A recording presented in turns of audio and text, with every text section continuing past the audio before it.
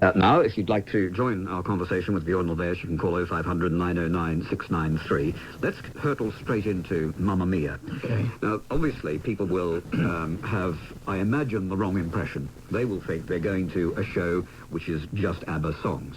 But it is actually a story that has been written on the basis of what the ABBA songs say. Is that right? That is correct, yes. The idea has been around for quite some time. It was only 2 years ago that we brought in Catherine Johnson, a writer from Bristol, dramatist. Mm-hmm. And she came up with the idea that it could be about 2 generations of women. And so the story is more important than the songs, you could say. I mean, at least that was our attitude from the beginning. So there are songs, hit songs that are not in the musical.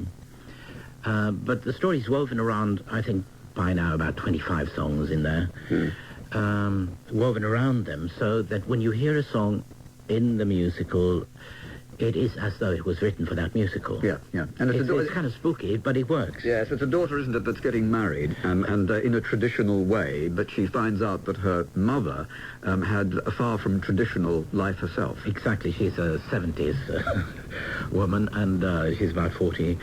And, yes, the daughter's getting married when we open the musical, and she doesn't know who her dad is. Her mother doesn't know that either. But she has found her mother's diary from that time, and she finds that the mother was in love, very much in love with one man who suddenly left her, and then she fell into the arms of 2 other men in a short space of time. So there are 3 potential dads here. And she has invited them for her wedding, her mother not knowing. So that's where we kick off. But it's set in a fictitious Greek island. That's right. They mother and daughter run a holiday resort, small holiday resort outside the Greek mainland. So you can have a lot of sunshine. There's a lot of sunshine and colours and stuff, and lots of laughter as well. Let's listen to a couple of 5 Live callers. Now, Glenn, you're first, calling from Colchester. Björn Ulvaeus is with us. Good morning, Björn. Good morning, Glenn. It's very nice to talk to you. I've always wanted to talk to you. I'm now in my 50s, but I've still got all your records, ABBA Gold, ABBA Greatest Gold, Greatest Hits, and I play them all the time, and I don't think there's anything going these days to actually touch them. They are still brilliant. It's just a shame they have to have people copying you when you can't do it yourselves.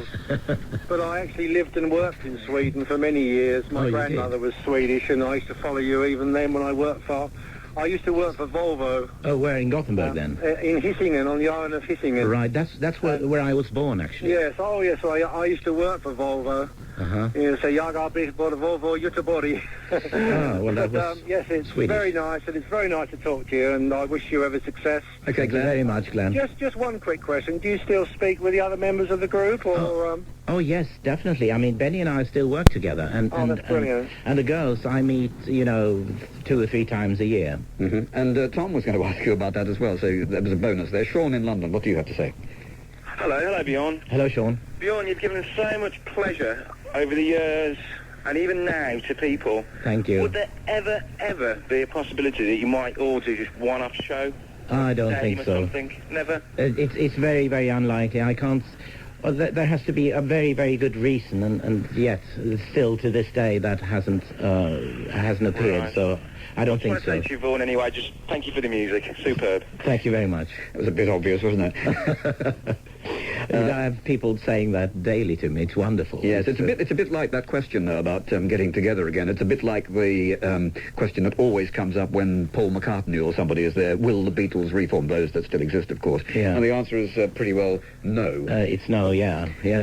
I'd like people out there, who like our music to keep the image of the group as it was. But people do have this kind of romantic vision, don't they? They want ABBA to continue. And you'd say it does continue because you just have to buy a CD and you've got ABBA. Yes. No, I think it can be very pathetic sometimes when people, do comebacks just for money or something else. Yes, it has been done, hasn't it? It has been done very often. By a number of... I would have thought that we are among the very few that haven't come back. One of the questions I wanted to ask about the music in Mamma Mia, and I'm sure that a lot of people will want to know this, about the sound of the songs within the show. Do they sound ABBA? Yes, they do. In places we've changed, the music and the arrangements, but there is usually in every song, a chorus or something where it really sounds like ABBA. Björn Ulvaeus is with us a little bit later. We have to move to the news a little earlier than usual because there's going to be an MOD briefing. But to begin this whole sequence, the honour is yours, Philippine. Latest temperatures include 7 in Edinburgh, 9 in Belfast. Pretty unknown, hasn't been released as a single called Like an Angel Passing Through My Room, which I love, but couldn't be included because of the story again. Yeah, and so what was done was you go through all of the lyrics and construct from the lyrics a version of the story. Exactly. What Catherine Johnson did this. She did her research by listening and listening again and reading. And then she would come up with the first draft, and we'd meet and discuss that, and she'd go back and second draft and so forth. So that's how it's been done. Just in case you just tuned in, we're talking about Mamma Mia, which is a musical. It's in preview now. Opens when? Next week, isn't it? Next week on Tuesday, 6th of April, at the Prince Edward. Okay. And it is your work and the work of your colleagues, but in a new guise in this musical. Now let's just go back. When you think back to the 70s, because ABBA and the 70s just go together like coffee and cream. What is your most vivid memory of the 70s and the big days of ABBA? Well, it was a very, very hectic decade for me. So actually I remember what I remember is hard work, travelling and hard work and recording. So probably my most vivid memory is actually the Eurovision Song Contest in 74 on the 6th of April as well. Because that changed my life completely, I remember just after the Eurovision Song Contest, I was working at another radio station in London, which was a music radio station, essentially, and you arrived with your colleagues as a guest on one of the programmes, and there was a very, very big crowd outside the building. When was that? Well, it was about days after. Yes, it was very, very close after after the song won. Sue's called from Wakefield to talk to you. Hello, Sue. Hello, Sue. Hiya. I saw the show on Saturday afternoon. Oh, you did? What did you think? Absolutely brilliant. Oh, great. Thank you. It's such a feel-good show. Oh, yeah, that's what people say. I mean, you see smiles on faces all around you when you sit there. The whole theatre was up at the end and dancing, everybody. Yes, it was great. And the cast seemed very surprised, but it was only the fourth performance they'd given. Yeah, it was, but they'd been standing up before, so they shouldn't be surprised. Absolutely, it was brilliant. I loved it. Thank you very much. And I defy anybody to go see it and not keep still. Sue, do you have to be an ABBA fan? No, I mean, I love ABBA. I married in the 70s. Everybody denies they like the music, but everybody knows the words. That's true, isn't it? And everybody will dance to ABBA. Good, that's Sue, who loved the show. Mike in Leeds, hello. Hi, I grew up actually with ABBA's music, sort of during the 70s, so it's a big part of my, I suppose a big part of my life in a way, really. I just want to ask Bjorn if he has any regrets about the time. Well, if anything, it's to do with our outfits in the beginning. Sometimes, when I see that, I'm talking about the very beginning now, the first couple of years perhaps, I sort of cringe when I see myself. It's called satin flares. Yes. But it's just because we wanted to be as outrageous as we could, as everyone did in those days, I think. I mean, the Gary Glitters, Sweets, and all of those people did the same thing. As regrets go, that's not a bad one. No, it's not a bad one. It's okay. Okay, Mike. Thanks. Thank you, Mike. Thank you very much. Can I just talk about the other musical, of course, that you were connected with as well? A very famous one, Chess. Yes. I went to the very first concert version of it at the Barbican Theatre in London and subsequently saw the show. How did you feel after, I think it was in some ways a bumpy ride, wasn't it, particularly when it got to the American production? Oh, yes. I mean, we struggled so hard to get it on Broadway. And then the funny thing and about Broadway is that there is just one paper that, everything depends on. That's the New York Times. And we got slaughtered the day after the opening, so we had to close after 3 months. And that's one of the worst experiences of my life, actually. It was a different production, too, wasn't it? It was, yes. Because in London, it was directed by Trevor Nunn, but it should have been directed by Michael Bennett, who did Dreamgirls and Chorus Line. But sadly, he fell ill just in the middle of the production period. So luckily, Trevor could take over. But then he took over something that wasn't really his show in London, so he wanted to do a new production in New York. And so it just didn't work. Yeah, a sequence of events that simply got out of hand in some way. Exactly, yes. There were other productions in other parts of the world? There have been touring productions, certainly, yes, and productions in Australia, Canada, America, touring now, I think, in amateur companies and things like that. But you were happy, weren't you, with the London production? I was, yes, I was, and it ran for 3 years, which is not bad, at the Prince Edward Theatre as well. Which is where Mamma Mia is on. So now with the ABBA catalogue, Chess, and now Mamma Mia as major achievements, what is it that, I'll put it dramatically, what is it that you live for now? Well, right now I live for Mamma Mia, certainly, but we have another musical running in Sweden right now, which we've written, Benny and I, but that's in Swedish, so you wouldn't have heard of it. I'm going to translate that, and we've just decided that we're going to write another one. We haven't found the idea for it, but... the show is going to have a long run, I'm sure. But when you mentioned 3 years for Chess, of course, people have got so used to the idea that something runs for 10 or 15 years. I went the other night to a birthday celebration of Starlight Express. 15 years. Yeah, incredible, isn't it? They didn't say it was going to last that long. I remember the critics at the time being very dismissive of that. Yes, of course, yes. Underestimating the public taste. Yeah.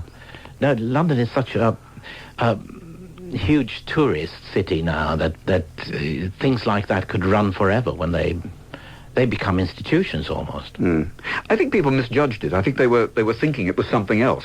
But it is just a big piece of musical theatre, which is spectacular and has songs that you can sing, quite witty songs, in fact. Yes, absolutely. I agree with you. Yeah, and they thought it was going to be, like some of the other musicals. But anyway, they've been proved wrong, the critics. They have. They were very proved wrong with so many musicals. Just another piece of news that's come in. We were talking about Northern Ireland earlier. A Downing Street spokesman has said that the reports that the Northern Ireland peace talks had been suspended were absolute nonsense. The spokesman said the talks are continuing, and so will our investigation of just what there is in that. Alan's called from Bolton to talk to Björn Ulvaeus. Hello, Alan. Yes, good afternoon. Good morning, should I say. Oh, whatever it is. I'd just like to congratulate him on breaking the mould. I remember distinctly watching the Eurovision thinking there's no way that they're going to let these people win, yeah? And they did. Neither did I think, yeah. And it was brilliant because you sort of went on there, it was like glam rock gone crazy, yeah? Yeah. And it was like a shock to the system, and I thought, I really hope this wins. And you did, you broke the mould, and fair play to you. Yeah, but I can tell you it was difficult afterwards because everyone seemed to have decided, everyone in mass media, that this was a one-hit wonder, as all of the Eurovision Song Contest winners were. So we had to fight to get back.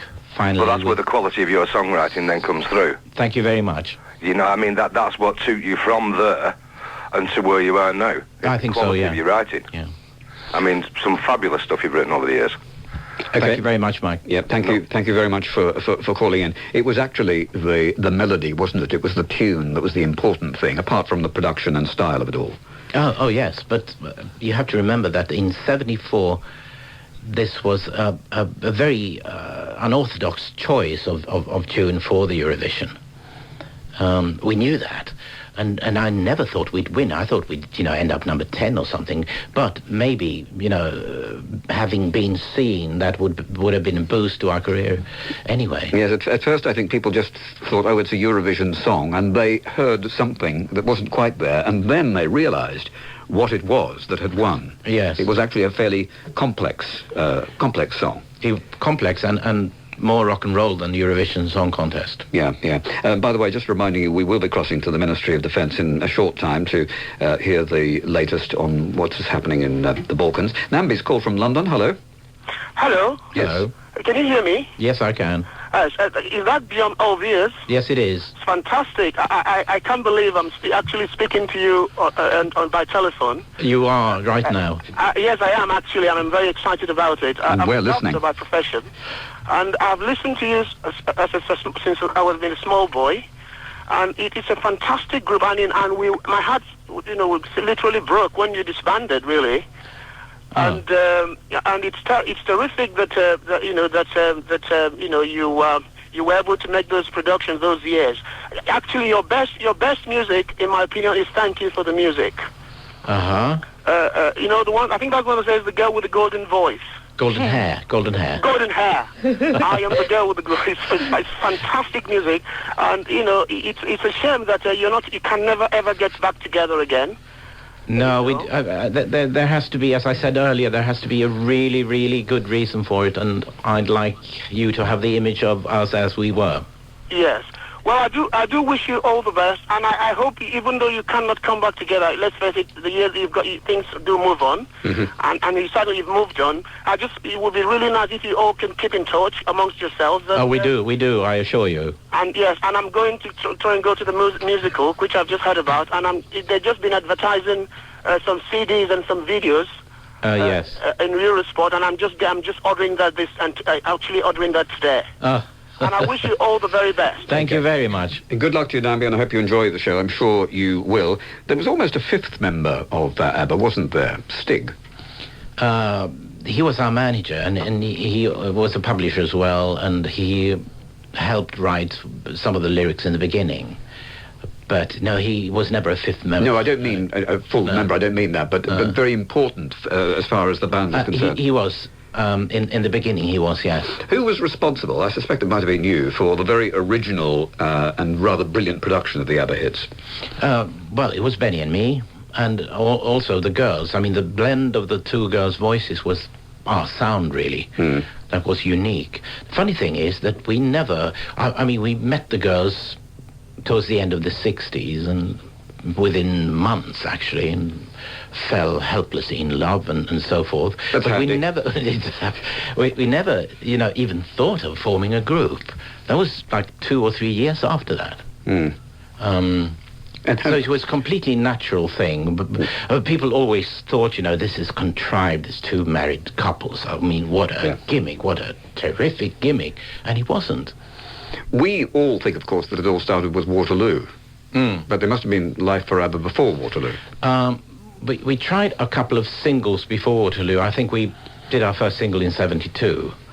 But then we weren't sort of a group even then. We just, did a single in the studio and then released it just to see what happened. But it was only in 74 when we decided, let's do this. Let's become, a group. John is on the line from Tyneside. Hello. Hello. Yes, John. Good morning, Bjorn. Good morning. Hello. Yes, I just wanted to know, do you find that you have many young fans these days? Because obviously people such as myself who are over 40, they grew up with ABBA in the 70s and very early 80s. What about the young people? Do you find that you get many people of teenage and young early 20s? Yes, I at the theatre now with Mamma Mia, I see a lot of young people. I also see people, 80 years old. Yeah. So there's a big range. So but above all, our records keep selling. Yeah. And that has to mean that there is a new audience out there, which means that there must be young people as well. That's what I was wondering. Yeah. ABBA tracks always liven up a party, don't they? Yeah. I wouldn't know. Okay, John, thanks very much. Many people have wanted me to ask you this, and that is about the bands, the tribute bands as they're called, Bjorn Again and so on. What do you think of those? Apart from being flattered, which of course you are. Of course I'm flattered. You have to be. And I guess some people see it as parody, but I don't. I think they are really tribute bands. I think those people in those bands have been affected by our music growing up, and that's why they're doing it. And the amazing thing is that they seem to be playing to big crowds, like 5,000 seaters and upwards. Do you think they sound like ABBA? No, of course not. Okay, Joe Sale sounds like Joe Sale doing the travel. I was listening to ABBA Gold again last night. I bounced to There's it. no stopping you, Joe. There's no song on that that's not been a hit, it seems to me. I know them all. Yeah. Just like that chap was saying, thank you for the music. Fantastic, because I've got golden hair. And you know all the moves too, don't you? I know all the moves and all the songs, but I'm sure you don't want them, do one do you? now. What? Just the one song? move. Move or Yeah, a song? just one move. Oh, it's sideways. Got it, thank you very much. Lucky. Thank you. I am the girl with golden hair. Sure, you know them better than I do. Okay, I'd probably do that I didn't song. want a pageant. The travel. In Cheshire. Let me reassure you that we still expect to join the briefing at the Ministry of Defence. Björn Ulvaeus is with us. So is Peter Bars, by the way, our diplomatic correspondent, who'll be keeping us informed as far as the Kosovan crisis is concerned. You were at the centre of pop music, Björn, in the 70s, at the top, the centre, however you care to describe it. Now that you're, I suppose, a very keen observer, what's the kind of pop music that's around now that you either like or intensely dislike? Well, most of what I hear through my two daughters. Constantly MTV and VH1 and Radio On. Mm-hmm. I think there's a lot of good stuff around. I was given an album the other day, 2 albums actually, with a couple of young new groups here in England, which I thought were really inventive and I was impressed by. They called Placebo and Gomez. Uh-huh. Very interesting. I'm more interested in that than perhaps the mainstream pop things happening right now. Okay, Peter Bars, we're going to go to the briefing now, aren't we? Yes, from the Defence Secretary George Robertson and probably also the Chief of the Defence Staff.